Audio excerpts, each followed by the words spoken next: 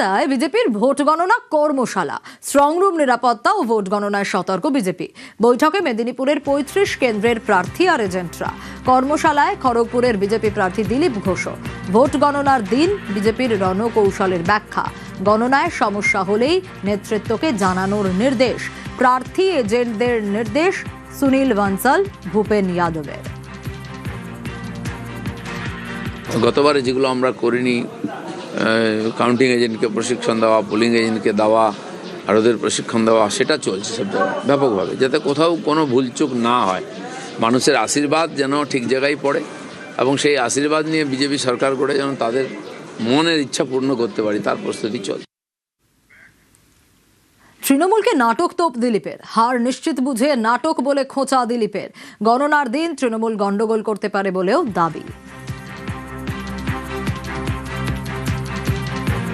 প্রথম ফেজের ভোটিং 2-3 ঘন্টার মধ্যে টিএমসি বুঝে গেছে তারা হারছে, তখন থেকে ড্রামা শুরু হয়েছে। শেষের দিকে গন্ডগোল করার চেষ্টা করেছিল, তাদের নিজস্ব এলাকা যেটা জিতে আছে সেটাও করতে দেয়নি নির্বাচন কমিশন। হ্যাঁ, করেছিল গন্ডগোল, সেখানে রিপোলিং হচ্ছে। কাউন্টিংয়ের দিন কিছু গন্ডগোল করতে পারে, কারণ এখানেও তো একটা ডোনাল্ড ট্রাম্প আছেন, তিনি পরাজয় মানবেন না, দরকার হলে বম মেরে উড়িয়ে দেবেন, গন্ডগোল করে দেবেন, কাউন্টিং বন্ধ করে দেবেন, সেটাও করতে পারে টিএমসি।